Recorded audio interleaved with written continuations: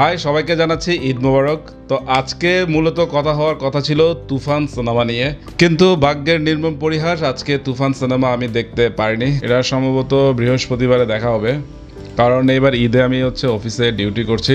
এটা আমার জন্য খুবই ব্যাড লাক যে তুফান সিনেমা সবাই দেখে ফেলছে এবং সবাই রিভিউ দিয়ে দিয়েছে, কিন্তু আমি এখন পর্যন্ত তুফান সিনেমা দেখতে পারলাম না। বৃহস্পতিবার আপনাদের সাথে দেখা হবে তুফান সিনেমা নিয়ে। এই তুফানের সময় অনন্য মামুন যে দরদের টিজার হুট করে দিয়ে দিবে, সেটা কিন্তু কাম্য ছিল না। তো ঈদের উপহার হিসেবে সেটা মানাই যায়। তো দরদের টিজার কেমন লাগলো সেটা বলার আগে আমি একটা কথাই বলবো, সেটা হচ্ছে সাকিব খানের এখানে যদি আমরা চলে আসি, এখানে দরদের এই ফিনিশিংটাতে সাকিব খান যেই অভিনয়টা করেছে, আমার মনে হয় যে সব কিছু ভুলিয়ে দিয়েছে। মানে হোয়াট অভিনয়!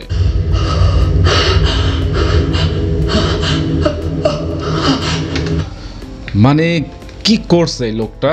এবং আরেকটা ব্যাপার হচ্ছে সোনাল চৌহানকে রসগোল্লা খাইয়ে যে এক্সপ্রেশনটা দিয়েছে, সুন্দর।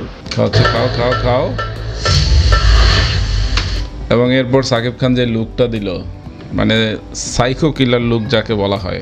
তুফান সিনেমা কিন্তু অলরেডি মানুষের মন জয় করে নিয়েছে এবং এটা বসুন্ধরা 4 দিনের টিকিটই নেই। তো আগে দরদের টিজার নিয়ে যেটা বলতে চাই সেটা হচ্ছে সাকিব খান এবং সোনাল চৌহানের ক্যারেক্টারটি দারুণ, এবং সাকিব খান যে এখানে একটি সাইকো কিলার চরিত্রে অভিনয় করছে সেটা আমরা টিজার দেখে তো অবশ্যই বুঝতে পারছি। এবং সে একের পর এক খুন করছে এবং খুন করার পর মুহূর্তে সে ভুলে যাচ্ছে যে সে কেন খুন করেছে।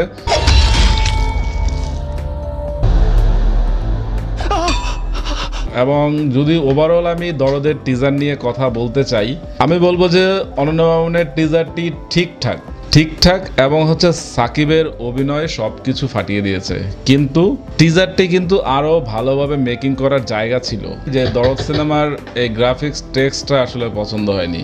গ্রাফিক্স যতটা সুন্দর ছিল, আমরা যদি তুফান সিনেমায় চলে যাই, তুফানের আপনারা দেখবেন যে প্রত্যেকটি গ্রাফিক্স কিন্তু সুন্দর।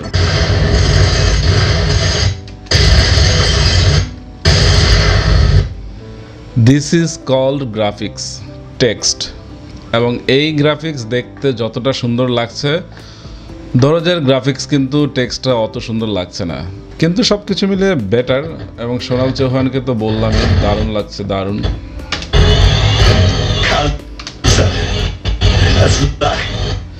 টিজারে আরেকটি কথা বলতে চাই যে সাকিব খানের এই রসগোল্লার মধ্যে কিন্তু দারুণ একটা রহস্য লুকিয়ে আছে।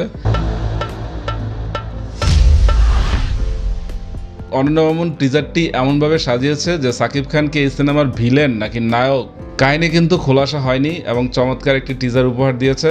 এবং আর যেটা বলছিলাম যে এই টিজারের সব কিছুই ভালো, সাকিব খানের অভিনয় ভালো, কিন্তু এই টিজারের এডিটিংটি আরও একটু দারুণভাবে করা যেত, যেটা আমরা তুফান সিনেমার টিজারে পেয়েছি।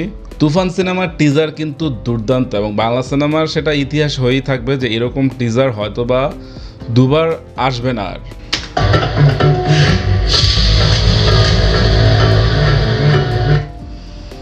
এবং এখানে আমরা পায়েলকে দেখতে পাচ্ছি। পায়েল সম্ভবত পুলিশ ক্যারেক্টার বা গোয়েন্দা ক্যারেক্টার প্লে করবে, যে দুলুমিয়াকে খুঁজবে। এগিয়ে যাই খুঁজছে। ও, এই জায়গায় সাকিব খানের অভিনয়টা সেই, মানে দারুণ দারুণ দারুণ। এখানে সাকিব খানের অনেকগুলো লুক কিন্তু দেখা যাচ্ছে। ওই যে সেই রসগোল্লার দৃশ্য, আমি তাহলে জিতেই গেলাম। এটা হয়তোবা সিনেমার শেষ ফিনিশিং দৃশ্য হতে পারে, জানি না। তো দেখা যাক। অনন্য মামুন যেটা বলেছেন সেটার কথার প্রমাণ কিন্তু পাওয়া গেছে দরদ টিজারে, এবং একটি নতুন সাকিব খানকে দেখা যাচ্ছে। যে বলা হচ্ছে যে তুফান এখন যেই রেকর্ড করবে বক্স অফিসে, সেটা ভাঙার ক্ষমতা এখন দেখা যাক। আমরা টিজার দেখে আশা করতেই পারি দরদ হয়তোবা ভেঙে দিবে।